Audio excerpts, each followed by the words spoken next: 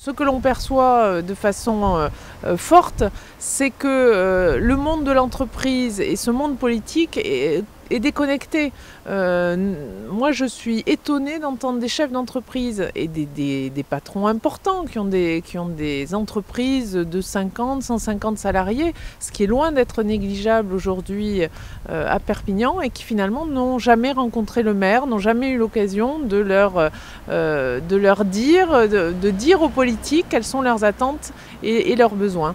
La collectivité, pour relancer les entreprises, doit créer les conditions pour ces entreprises favorables à leur dynamisme, à l'embauche, à la création.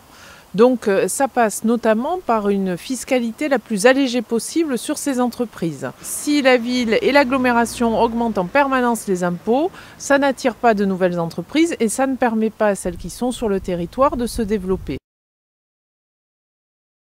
Le BTP aujourd'hui est un des secteurs qui peut créer des emplois le plus rapidement possible, en plus grande quantité, à condition qu'ils puissent bénéficier de la commande publique. L'aide à la personne, c'est important parce que c'est aussi un secteur qui peut créer des emplois rapidement. Il faut absolument que toutes les entreprises qui font partie de l'économie sociale et solidaire puissent se développer. Il y a aussi tout le secteur de l'innovation, du numérique. Donc on a identifié 4 pôles et ces pôles, on va leur permettre de se développer et de créer l'emploi.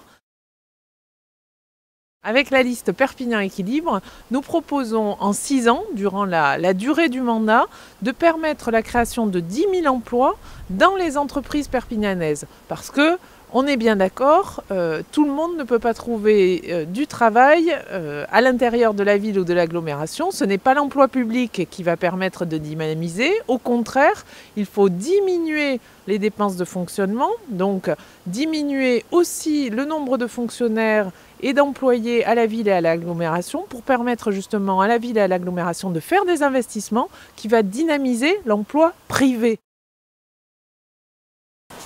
Faites-nous confiance, votez Perpignan Équilibre.